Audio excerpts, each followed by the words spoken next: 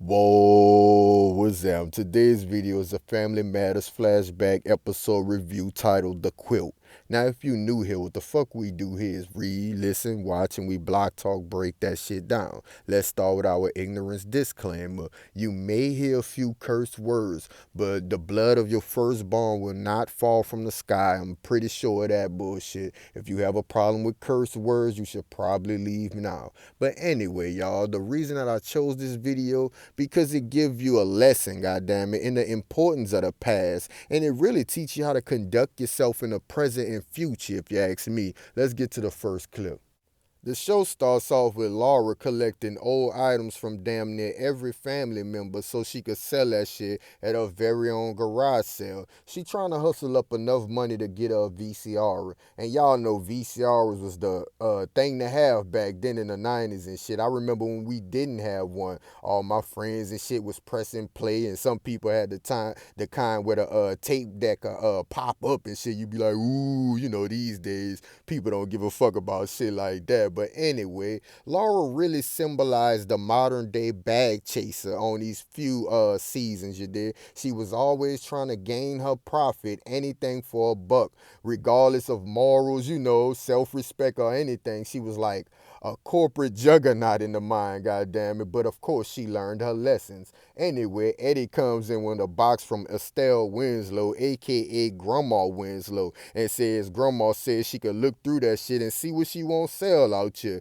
And then he said, you know what? I'm on fucking break, bruh. And Laura was like, what the fuck you mean you on break? You only just bought like, what, 3-4 boxes in this bitch. He was like, you know what? I quit. And y'all know how the Eddie character is around this bitch. Only thing he worried about is fast cars and fast women, goddammit. That's his whole thing right there. Matter of fact, I can't think of nothing else Eddie used to do except, worry about fixing his fucking car and hollering at all kind of women with Urkel hating on him. But anyway, goddammit, Laura then says when she start balling and she go get that VCR, don't think you about to be watching that shit either, goddammit. Next clip. In walks Curl and Harriet with socks to donate. And Laurie, as you could tell, is pissed completely off. Like, how the fuck I'm gonna sell some socks that somebody already wore, goddammit? And then this dude Curl gonna end up there and start complaining about items of his that Harriet already fucking donated around this bitch. One being that tennis racket, talking about he might take up tennis again around this bitch. Boy, if you don't sit your muffin built ass down. Then, after Rachel refuses to sell her saxophone, abusing people ears, talking about she repolishing her skills and shit, the shit sounded fucking terrible. Talking about she still got it. You know how she always had a quote like, talking about, I still got it. And then Curl said, well, we sure as hell don't want it. Grandma came through, goddammit. But before Grandma left, Laura was like, hey, what can I sell? And Grandma was like, dog, you could sell everything, but that quilt on top right there. You see when she looking down, that quilt on top right there. Don't sell that shit, goddammit. And to myself, I'm thinking, why the fuck would she put it there? First of all, like if you know you didn't want it sold, why did you put it on top of a box that you gave to Eddie, goddammit, to give to Laura? Then you left and ain't even take it to put it in a safe place or nothing. So I guess they was just trying to further the story though, goddammit. We'll just chalk it up to that. After the break, Laura complains about the quality of the fucking items at the garage sale. Ain't that a bitch though? To say that she getting this shit for free, she didn't like the quality of the stuff that she was getting for free. It ain't like she was paying for her product, goddammit. Then the garage sale started. And I ain't gonna lie, that shit was slow as hell. Laura wasn't selling a goddamn thing. And Harriet, as y'all could see, was in the top picture like, damn, how much you sold around this bitch? And why is all of this stuff in my living room if this a goddamn garage sale? Laura was trying to stall out. She was like, man, it's raining outside. And she was like, how much you sold? She was like, well, people rather buy stuff in the living room and shit like that. And she was like, how much you fucking sold? And she was like, man, $3.25. And y'all could see Harry's reaction right there in the corner, like, damn, $3.25? That's all you fucking sold? We must have really did give you a pile of junk. That's what she should have been saying to herself. But she said, whatever you don't sell, we gonna donate. And that shit is commendable, goddammit. I find myself just putting shit in a bag and putting it next to a dumpster and talking about I donated. And that shit ain't really donating around this bitch. But anyway, y'all can see how Laura is. Look what she replied with. She bust out, well, I better get a tax write-off. Damn, like she ain't even got a job yet, y'all. This is the fuck. This I think this was before Rachel's place, god damn it. And even so, like she not gonna file for taxes at no damn. Did I file for taxes at 16? But either way, she not old enough to be worried about a goddamn tax write-off. But remember, she symbolizes our modern day bag chaser. And I'm not telling y'all not to go out and fight to live comfortably, god damn it. I'm just saying, don't fucking devalue your morals, goddamn it, your self-respect in search of living comfortable or getting materialistic gains and shit, being caught up in materialism. But anyway, in walks Judy, the youngest Winslow sister of the family, before she went upstairs, never to fucking return again. Laura was like, how people gonna know where to come, goddammit, if you not standing out there? Remember, y'all, it's raining and thundering and shit outside. Judy was like, bruh, I'm cold and I'm wet. Do not fuck with me. And that's really how that shit ended. She was like, look, do not fuck with me, you dig? But then, here's the next clip. In walks a potential buyer, a mid-aged white woman. Now, we just gonna read the dialogue between her and Laura, and then we can block talk break it down, goddamn it. The white woman said, you mind if I look around? Laura said, well, go right ahead, goddamn it. The white woman said, you have some nice shit here, goddamn it. And Laura was like, I do? Oh, thank you. The white woman said, that's a lovely tablecloth. And she said, that belongs to my grandma. She need an operation. So Laura already up there scheming and hustling like a bag chaser would do. She was like, shit, that's for my grandma. She need an operation and shit like that. The bag chaser gotta get that dollar, you did. Gotta get that VCR, you did, because she won't be more comfortable. But at what price? Because your morals wouldn't want you to lie to somebody or deceive them in order to get a couple dollars. The white woman giggled and shit, and she was like, I'll take it. And Laura smiled ecstatically and shit. And she was like, you know what? I got some napkins that match that shit for $5. See, she always hustling, trying to get the extra five on top. Like when I was working at McDonald's, that was my first job. They was like, always ask about fries or a shake or some bullshit. Try to get them extra dollars, goddamn it. And look what Laura said after she said that shit was $5. She said, my grandma also needs a root canal around this bitch. Ain't that fucked up? Damn, Laura, you really need the money. She displaying a desperation for this goddamn money. And the white woman was like, oh, I see. It was kind of like, oh, I see you out here trying to hustle me and shit like that. And then she spotted the grandma quilt. Put that one up. Y'all see that? That's her at the top right there. She really did love that quilt because I think she knew what the hell she was looking at, goddamn it. And that's really fucked up. Like, look how ecstatic she looked. Like, boy, this quilt fire as a motherfucker. Basically, let me read the little dialogue and shit. She was like, oh, how much is this quilt? Laura was like, that's not for sale. First time she said that. The white woman says, oh, it was here with the other things. I'll give you a fair price for it. Laura was like, it's a mistake. Wasn't even supposed to be out here. See, it's my grandma's and she don't want to sell that shit. And then Laura continued saying, how about this blanket over here? Goddamn it, only one owner and we only went to one picnic with that bitch. A little quick joke in there, you did. It was kind of funny. Then the white woman was like, no thank you. If your grandmother is willing to part with this little tablecloth and shit, I don't know why she wouldn't sell this here quilt if the price was right, goddamn it. And then she continued talking about how much you think this quilt worth?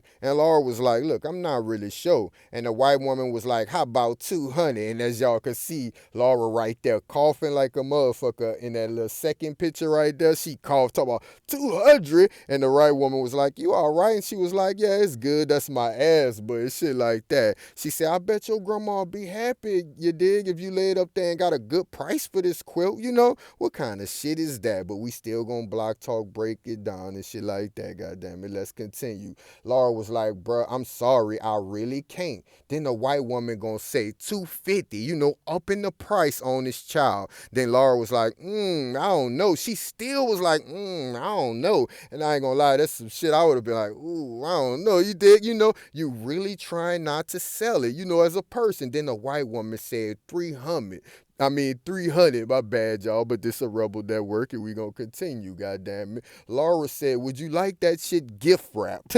Like, quick as a motherfucker. And that's what a bag chaser would do, goddamn. She was like, hell yeah, I'm selling this shit for 300 right quick. Do you want me to gift wrap this motherfucker? Now, let's Block Talk break this shit down, y'all. We could see that Laura was trying not to sell her motherfucking grandma quilt, y'all. She was like, nah, that shit ain't even supposed to be out here. Oh, my bad, my grandma ain't even trying to sell that. Then she was like, I'm sorry, I really can't. And then when she upped the price, Laura was still like, I don't know, you dig? I ain't supposed to do this shit. Then the lady said 300. Laura like, look, I'm about to gift wrap that shit. So we could see that this lady like really manipulated this fucking kid. You know, like, how the fuck you gonna do some shit like that? You know you was hustling this goddamn kid by manipulating the feelings of her grandma. You don't know her grandma talking about, if your grandma sell this little tablecloth, I know she'll sell this quilt.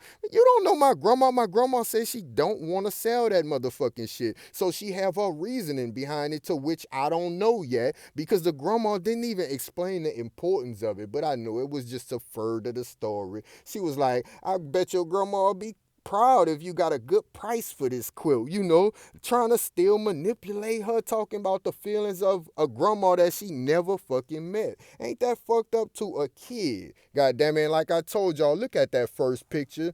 She know what the fuck she was looking at, y'all. She know that was family heirlooms, like, you know, and shit. Like, wait till I all the way break this shit down, so just keep listening. I don't want to spoil the story. So as y'all can see, you know, Laura, then, man, let's keep Block Talk breaking it down. Why would she keep upping the price on that kid, y'all? 200, 250, 300. Laura kept saying she wasn't trying to sell that shit, and that it was against her fucking grandma wishes, bruh. And then when she sold it, the white woman like clapped her hands. She was happy as hell. I wish, go back and watch this shit, goddammit. And it reminded me of some shit that happened to me, because my grandma gave me a gift, y'all. A little, I think I was like 7 or something. One of them watches, it glow in the dark, and you could go underwater with it and shit. I did not give a fuck about that watch for some reason. And somebody was like, man, I'll give you $5 for that. But I instantaneously sold that motherfucker, you know. And my mama found out, and she was like, you never sell a goddamn gift. Your grandma gave you that shit right there, and you gonna sell it? And I ain't gonna lie, I felt bad as fuck. Like, damn, man, you know. And my grandma was right there. She did look hurt too. I'm thinking, you know, man, I gained a profit. I'm from the project and shit like that. But I understood that, you know, morals come first, bro. You just hurt your grandma feelings. You hurt your mama feelings. Also, you can gain $5 to buy a couple Snickers and shit with, you know, some type of cold cups or some bullshit like that, y'all. But let's continue. Laura walks in basking in success around this bitch. She was feeling herself if you go back and watch it. Then Judy was like, as y'all see right there, damn, how much money did we make? Goddamn, you happy as hell. Laura was like, shit, 350 big ones. Eddie stupid ass gonna bust out and say, $350,000? Goddamn it, he's stupid as fuck. Laura said, no, you fucking Nimrod. $350. I sold some of grandma's napkins and a few of her other things. Harriet was like, well, damn, you sold $350 worth of fucking napkins? And Laura was like, actually, what put me over the top was grandma blanket and shit for $300 around this motherfucker. And she said that shit really nonchalant. And I was like, damn. Now Laura know what that fucking woman told her. But let me show y'all the next slide though. As y'all could see, Grandma at the top like, what the fuck is she talking about? And then Grandma replied, say that shit again, what the hell? And as y'all could see, Curl up there up top like, Laura, you didn't sell your grandma a quilt, huh? And he like, damn, you know, he looking, like I ain't never even saw Curl look like that. He like, damn, you sold that quilt, dog? I know you love money and shit, but you done went too motherfucking far. And look at Laura next on that next picture like, Grandma, I know what you told me, but I made enough money to buy a VCR and a new quilt. Like you said, out with the old, in with the new. And the grandma was like, dog, that fucking quilt been in our family for 200 years, bruh. The patches on that bitch make up the family history around this bitch. She said, bruh, it's a record of everything that we been through. That fucking quilt was priceless. Fuck your $300 around this bitch. And she was like, excuse me. And she exited the kitchen, you did? dig? And I felt for grandma right there, like, damn, bruh. I trusted Laura fake ass not to sell that shit, thinking she'll put her honesty and loyalty and trust in shit, before the value of a fucking buck. But nah, Laura failed her. And even though it was at the temptation of that woman, Laura should have still not have sold her fucking grandma blanket, bruh. It don't matter if she knew the fucking history behind it or not. Your grandma said, don't sell that shit, motherfucker. But nah, she was all about that bag, man. Fuck grandma feelings. I need this 300. We trying to get this motherfucking VCR. I'll buy her a new quilt round this bitch. She'll sit her old ass down, and cover up with that, you did. We got paid today. That shit was fucked up, you did, because she was out here bag chasing, goddamn it. Let's get to the next one. And right before this scene right here, Mother Winslow had came through the kitchen, and Carol Winslow was like, "How you doing, Mom?" And she was like, "I seen better days." Then Harriet continued telling Carol that Laura been out there vigorously putting up posters trying to figure out who the hell she sold that quilt to around this bitch. And I'm thinking to myself, at least she realized that she fucked up. She understand that, damn, my grandma really cared about that quilt, and they still didn't break down the importance of the quilt. They should have done that soon as that happened. Like, Laura, this is what the fuck is popping about this shit. You know what I'm saying? Then Laura walks in, as y'all can see right there, saying, damn, man, I really let the family down, you dig? Next slide.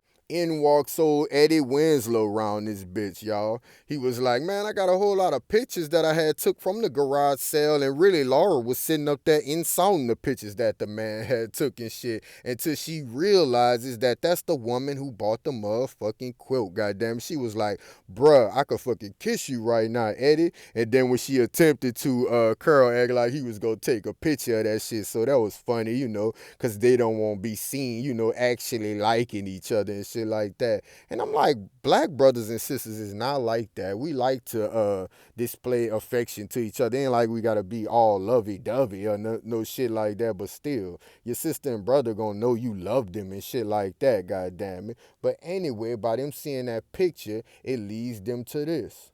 As y'all can see, the quilt is hanging right up on that wall at a museum for sale. $3,000 motherfucking. Then they end up bumping into the woman, you dig? And Carol was like, she wasn't supposed to sell that quilt, so we'll just give you your money back, and you'll give us the quilt, and we'll be on our way. As you can see his head, he's smiling and nodding and shit, thinking he's some type of big time officer, and this is all wrapped up or whatever. As you can see in that third motherfucking picture, that lady said, dog, we made a motherfucking deal. And Carol's like, damn, I can't pay no motherfucking $3,000. And she was like, look, I'm not an unreasonable person. I'll sell that bitch to you for $2,800, goddamn it. And we got a layaway plan. Look, stereotyping that man talking about, look, we got layaway, nigga. Ain't that a bitch? They got layaway. I'd have been like, what you mean layaway, motherfucker? But anyway, I guess she said that because he said he ain't had 3 G's, just at hand like that to be buying no goddamn quilt. So then Laura starts to plead with the woman. Put that up.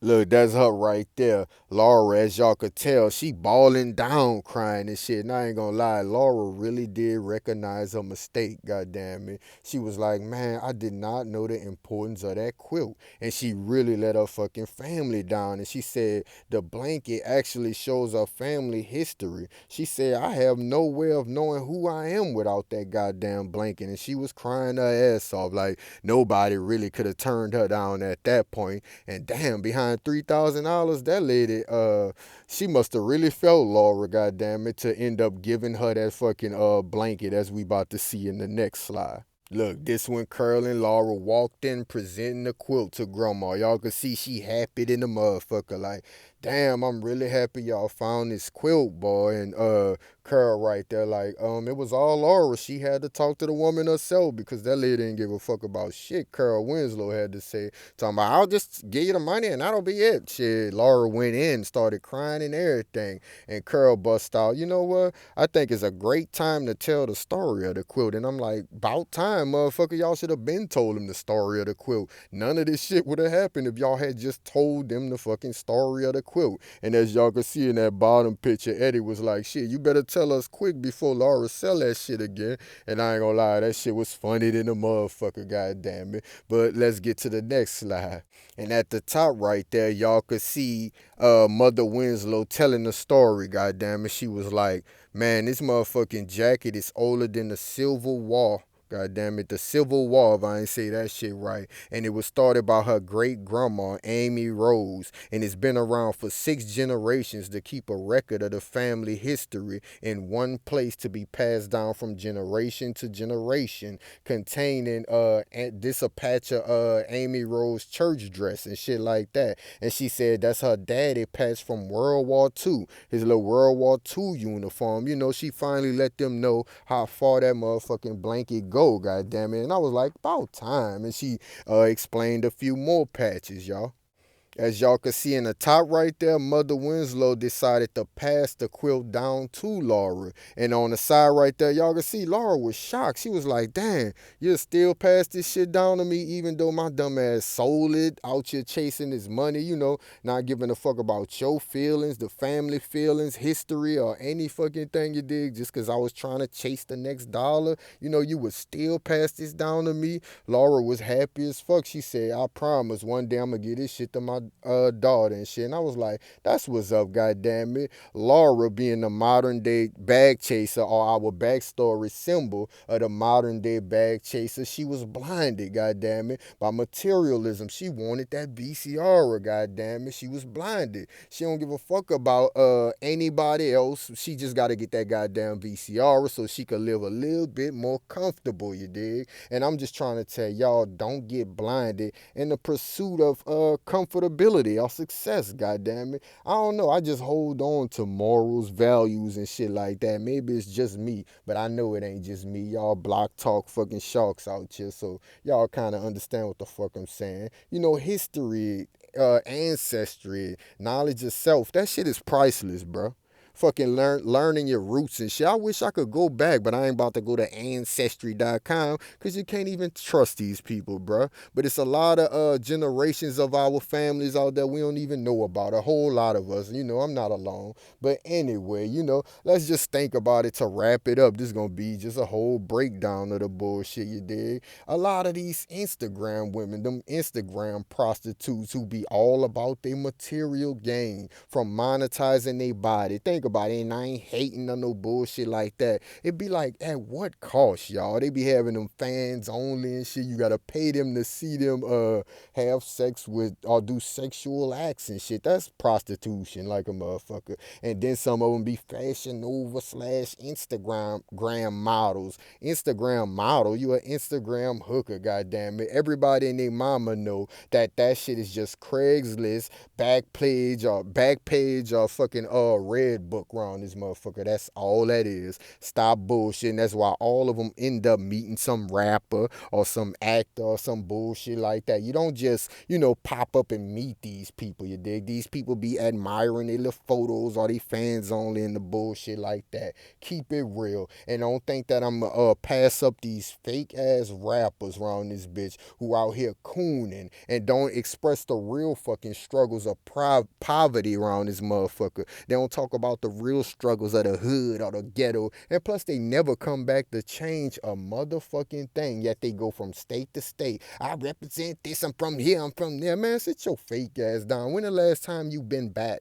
What you changed about that motherfucker, goddammit? But they could come back and say, oh, I'm shitting on these niggas. I'm stunting on these niggas. I'm laughing at these niggas. I'm fucking these niggas, bitch. You know, all of that shit they talking about y'all. You are the nigga that the rapper is talking about. I hope you know that bullshit. But y'all know what they do. They prostitute a fucked up image of the black man for material gain because they gotta have a nice car, you know, rims and shit to shit on you and all of that bullshit, goddammit. Y'all don't understand that. See, this is back when TV had motherfucking messages, not that bullshit y'all see today, goddammit. Y'all understand me? These rappers really be talking about you. I'm stunning on them niggas. I'm laughing at you niggas. Stunning on you bitches. Pissing on you bitches. They talking about us, the community they fucking come from, goddammit, because they show Jay-Z, ain't they say they a billionaire? Marcy still look the motherfucking same. Where the new buildings at? Where the programs bathrooms at? Where the fucking better plumbing and housing and shit at, goddamn it? What are you doing for Marcy? Goddamn it, you a billionaire. You Puffy, Dre, and the rest of you clowns. What are y'all really doing? And these fucking, like, it should be deplorable for these Instagram models too to be on there. I got some new Chanel bag, and all I had to do is let some dude from Dubai shit on my face and all of this degrading shit. Or bend over with my ass cheeks poked out and spread. Now understand, y'all, yeah, my dumb ass still a scroll down and look at that shit and be like, oh, god damn it. But that's because I'm a human and I'm a male. I'll be like, but I don't keep too many pages like that, and I'll be damned if I pay some fans only or some fashion over bullshit just to see a little bit more of the chick, goddamn it. I'm human. So I'll look at that shit, but I don't scroll through them pages all day, goddamn it, because that's a part of your morals, man. What kind of shit is this? I'm just looking at lusting behind some dumbass female all day that you'll never see. Come on, bro. I'm a grown ass man with a wife at home. You look at that shit, be like, oh, ain't that something, you know? And then you continue on raising your kids and your goddamn family. That's what we do today, goddamn it. That's what BlockTalknews do. And I know y'all like, damn, he out the blue with this video. And goddamn it, you right, goddamn. Because this the best way to come back. You thought I was going to come back screaming and all of this bullshit? No. BlockTalknews, we take this shit from level to level. We able to switch up all the goddamn time. So I felt this was the best way to come back and say, yeah, y'all, I'm back and I'm about to put out some more content. Every now and then you gotta take a break, bro. Y'all know, life is life, goddamn it. But I hope y'all enjoyed this shit. Once again, y'all holler at me.